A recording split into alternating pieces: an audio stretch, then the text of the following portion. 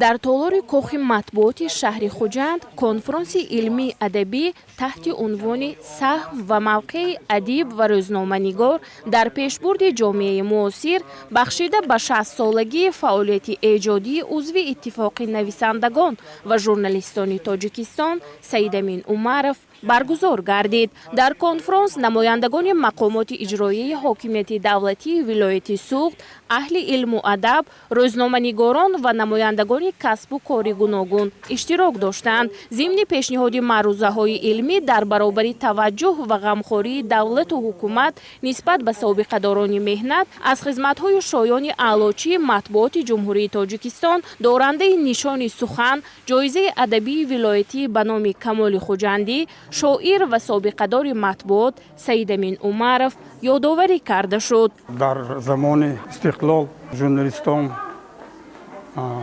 بالو پر برآورده ایستادند، در موضوعهای گوناگون قلمرانی میکنند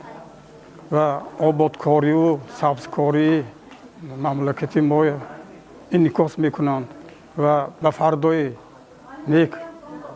هدایت میکنند. محض با تلاش‌های پیوسته اساسگذار صلح و وحدت ملی، پیشوای ملت، پرزیدنت جمهوری تاجیکستان محترم امامعلی رحمان گرامی داشت و ارجگذاری شخصیت‌های معروف ملت جشن گرفته شده. در پرتو این سیاست دوربینانه ارجگذاری و قدرشناسی از خدمت‌های ارزنده شخصیت‌های نامور در زمان استقلال چون نمونه عبرت و آموزش و پیروی، افتخار از وارثان حقیقی گذشتگان به خاطر بیداری ملی و خودشناسی و خودآگاهی نسل جوان از تدبیرهای مهم و آینده بینانه معنیداد گردیده دستگیری می‌یابد. برای من امروز برگزاری این کنفرانس از آن جهت باعث سعادت دیگر است که من از جمله شاگردان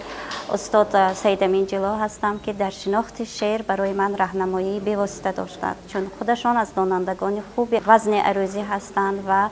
آوانی که به ادبیات نو قدم میگذاشتم و نو با قلم سر و کار میگرفتم بی‌واسطه از درس های